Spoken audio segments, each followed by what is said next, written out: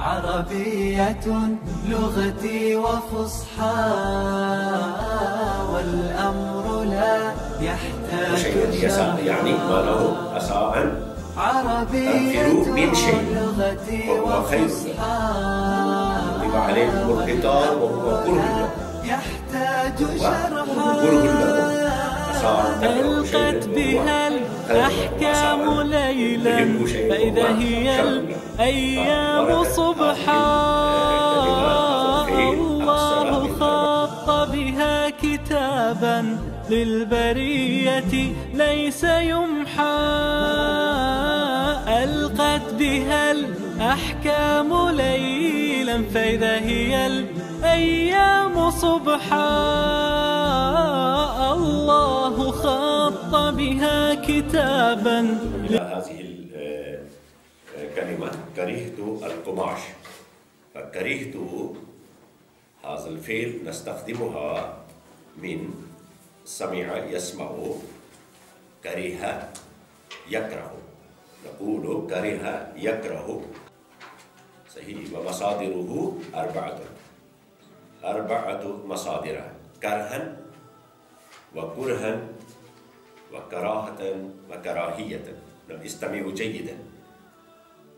كره يكره مصدره كرها وكرها وكراهة وكراهية.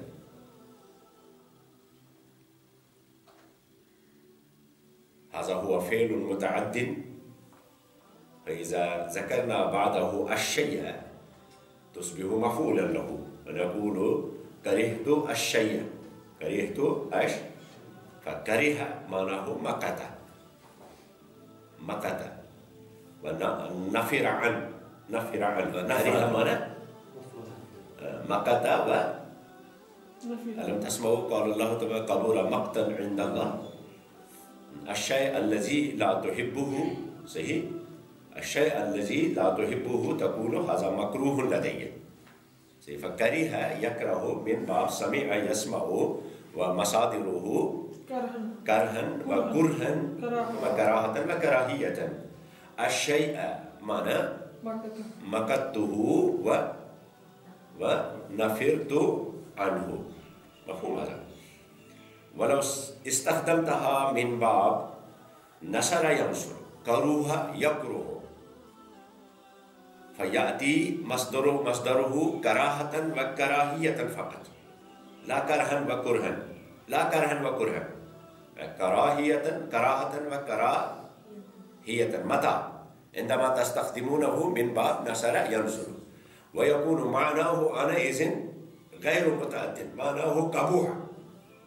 قبوح، كره يكره معنى قبوح، يعني أصبح قبيحا متقاربا إلى هذا المعنى. وإذا قلت كره الأمر لي معنى قبوح الأمر لي. وبعض المصطلحات مشهورة نستخدم هذا الفعل من باب إفعال، فنقول أكره يكره إكراها، فعادة نستخدمها من باب إفعال، نقول أكره يكره إكراه، معناه إجبار صحيح. وأيضا نستخدمها من باب استفعال، استكره يستكره استكراه. إذا لم تحبب شيئا فتقول أستكرهه.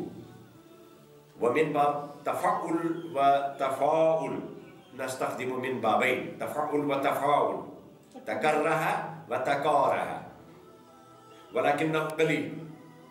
عادة نستخدم هذا الفعل من باب إفعال، مزيد فيه من باب إفعال ومن باب استفعال. أكثر ما ترون مستعمل هذا الفعل مستعمل من باب إفعال واستفعال من مزيد فيه. وبعض المصطلحات مشهورة وهي مكروه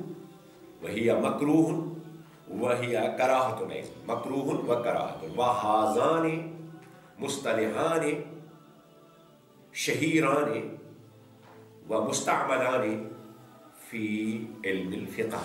نقول مكروه وكراهة تدل على جواز الشيء مع الكراهة، تدل على جواز الشيء، يعني هذا الشيء هو جائز ولكنه لا يحبه لا يحبه الرجال، لا يحبه الشريعة، صحيح، مع الكراهة. وأيضا نستخدم تعبيرا من كره يكره، فنقول طوعا وكرها. طوعا معنى محبا شيئا، وكرها معنى نافرا عن شيء، صحيح، فنقول طوعا وكرها. معناه أيضا طوع يعني إرادة، إذا أردت الشيء بإرادتك فعلت، تقول بإرادتك، إذا فعلت الشيء عملت الشيء من إرادتك تقول طوعا. وإذا لم تفعل ذلك ولكن كنت مكرها بذلك تقول كرها، لم تحببه. إذا لم تحببه وفعلته تقول كرها، طوعا وكرها.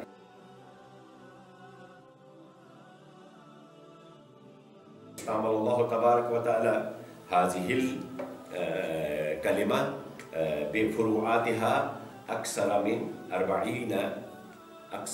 40 مكانا، وهو في معاني كثيرة،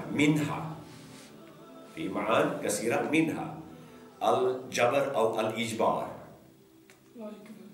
كما قال لا إكراه في الدين، يعني لا جبر في الدين ولا إجبار في الدين. وأيضا في معنى القهر، أيضا وردت في معنى المال. فانظروا جيدا، أنا لا أقول هذه المعاني من عندي، بل هذه المعاني ذكرها المفسرون. هذا الفعل في معنى القهر أيضا. مثلا لا يحل لكم، قال الله تبارك وتعالى لا يحل لكم أن ترثوا النساء كرها، معناه قهرا، أشد من الجبر. هذا هو أشد من لا يحل لكم أن ترثوا النساء كرها. وهو أيضا في معنى التحريز والتدوير.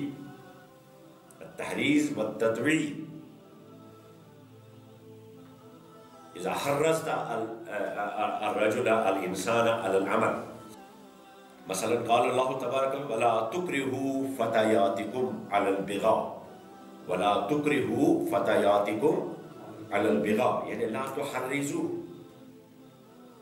لا تحرزوهن على البغاء. البغاء معنى العمل الحرام، الفعل الحرام. وأيضا استعملت هذه الكلمة في معنى، وردت هذه الكلمة في معنى الازدرار أيضا، الازدرار. مثلا الله تبارك وتعالى يقول إلا من أكره وقلبه مطمئن بالإيمان، قلبه مطمئن بالإيمان ولكنه أكره، يعني اضطر إلى هذا العمل، صحيح. وهو أيضا في معنى المنافرة، صحيح، في معنى المنافرة. قال